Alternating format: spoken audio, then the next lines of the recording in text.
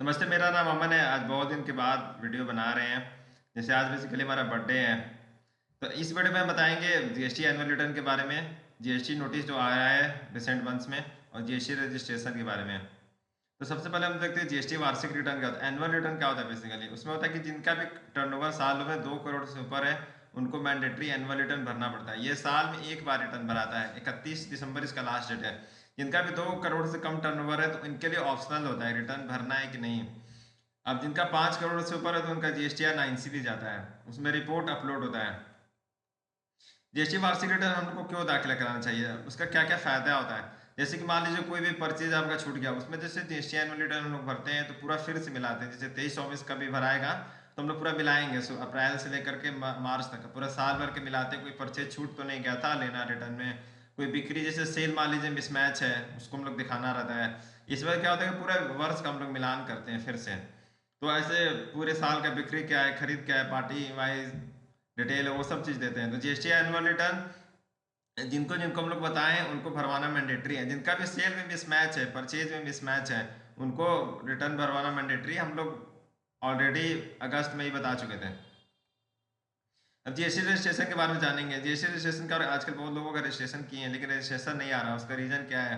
आजकल बहुत देर से हो रहा है रजिस्ट्रेशन। जैसे डिपार्टमेंट से रिलेटेड कोई भी काम हो रहा है तो बहुत समय लग रहा है। जैसे पहले क्या होता था कि औरंगाबाद से आता था रजिस्ट्रेशन, अब जैसे कि फिर गया से आता था। अब क्या है कि बहुत सारा रजिस्ट्रेशन पटना से आ रहा है, इसलिए रजिस्ट्रेशन आने में समय लग रहा है।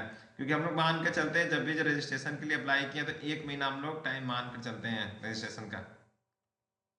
अब जैसे कि बात करेंगे जो इनकम टैक्स और जीएसटी का नोटिस आया आजकल रिसेंट मंथ में, मतलब कि इधर नवंबर में तो बहुत लोगों का 10 से 15 लोगों का नोटिस आया है जीएसटी और इनकम टैक्स का।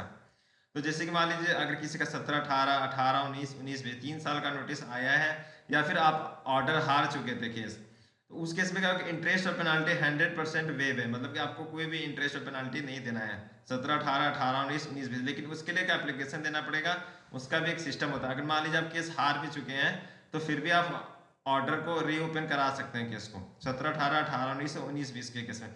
अब जैसे बहुत लोगों का 20, 21 का नोटिस आया, 21, 22 का है, 22, 23 का, तो इसमें क्या है कि इंटरेस्ट और पेनल्टी भी वेव नहीं किया डिपार्टमेंट। तो जैसे कि अब उम्मीद है कि जो 20, 21 का नोटिस आया है, तो जीएसटी काउंसिल का मीटिंग है 21/12/2024 को, तो बहुत लोग जैसे रिक्वेस्ट डाले हैं कि 20, 21 का भी इंटरेस्ट पेनल्टी माफ़ होना चाहिए। तो हो सकता है कि 21/12 को माफ़ हो सकता है। अब जैसे कि अब देखते हैं, अब जैसे कि अब नोटिस आया है एक लोगों का। अब जैसे ये नोटिस देखिए, अब इसमें क्या है कि देखिए पेनाल्टी लगा दी है 10 से ज़्यादा ज़्यादा, तो पेनाल्टी अलाउ ही नहीं है। जैसे कि पेनाल्टी माफ़ है, और ये भी देखिए जो इंटरेस्ट का कैलकुलेशन हुआ है, तो ये भी इंटरेस्ट का कैलकुलेशन गलत है। अगर सही से कैलकुलेशन किया जाए तो कुछ और अमाउंट होगा, कम ही अमाउंट आएगा। जैसे इस केस में भी देखिए ये जो इंटरेस्ट 91,000 रुपये जोड़ के दे दिए हैं, तो ये गलत है। अभी इसको सही से कैलकुलेशन किया जाएगा तो इंटरेस्ट अभी कम आएगा। ये जो पेनाल्टी है माफ़ है। ये माफ़ क्यों? क्योंकि हम देखिए बुक से दिखा रहे हैं, इसमें लिखा हुआ भी है tax amount along with interest paid with in 30 days of issue of notice. अगर नोटिस आया है, अगर आप 30 दिन के अंदर टैक्स जो आपका लाइबिलिटी बन रहा था उसको जमा करा देते हैं, तो no penalty all proceedings deem to be concluded. मतलब आपको 1 रुपया भी पेनाल्टी देने का जरूरत नहीं है। अगर आप 30 दिन के बाद जमा कराएंगे, जैसे बहुत लोगों का 31 दिसंबर तक जमा कराना है, 31 दिसंबर के बाद जमा कराएंगे, तो बस आपको 10% अपने टैक्स का देना है। तो ये जो पेनाल्टी आया है वो 100% आपका माफ़ हो जाएगा। और ये टैक्स अमाउंट आप क्रेडिट लेजर से जमा कर सकते हैं। और इंटरेस्ट का देखना पड़ेगा, इंटरेस्ट का कैलकुलेशन करना पड़ेगा, क्योंकि ये बेसिकली गलत रहता है ज़्यादातर केस में। तो ये सब चीज़ें हैं, तो हम तो यही बोलेंगे, अभी अभी 10 से 15 लोगों का नोटिस आया है, तो हम तो वही बोलेंगे थोड़ा सा पेशेंस रखिए, क्योंकि हमारे ऊपर भी थोड़ा वर्कलोड है, इसलिए उसको देखते हैं, करते हैं। और जैसे बहुत लोग क्या है कि रिटर्न ही नहीं फाइल करवा रहे हैं। जैसे कि अब बहुत लोगों का जुलाई से पेंडिंग है, अगस्त से पेंडिंग है, तो उन लोग हम लोग कॉल करते हैं, फ़ोन पे नहीं रिसीव करते। सोचिए 4-4 महीने से रिटर्न नहीं फाइल हुआ है। अब सोचिए 4 महीने से रिटर्न नहीं फाइल होगा तो 150 रुपये पर डे पेनल्टी है।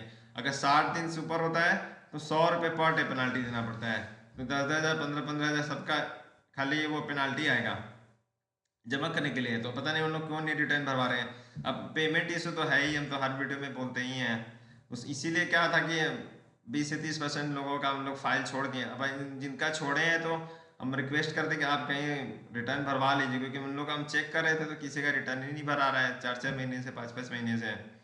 और ये जीएसटी एनुअल रिटर्न के बारे में बता दीजिएगा क्या करना है, उसको भरना है कि नहीं भरना है। क्योंकि अगर किसी का मिसमैच है तो जीएसटी एनुअल रिटर्न भरना मैंडेटरी, क्योंकि लास्ट ईयर भी हम बहुत लोगों को बोले थे भरवाने के लिए तो उन लोग भरवाए नहीं, और इस साल सबका नोटिस आ गया है तो सब पेनल्टी दे रहे हैं 1,25,000 1,40,000, एक रिटर्न नहीं भरने के कारण सबका पेनल्टी आ रहा है इतना। तो इसलिए एनुअल रिटर्न हम तो बोलेंगे, रिक्वेस्ट करेंगे कि भरवा लीजिए, सही रहता है, ऑप्शनल है लेकिन भरवा सकते हैं।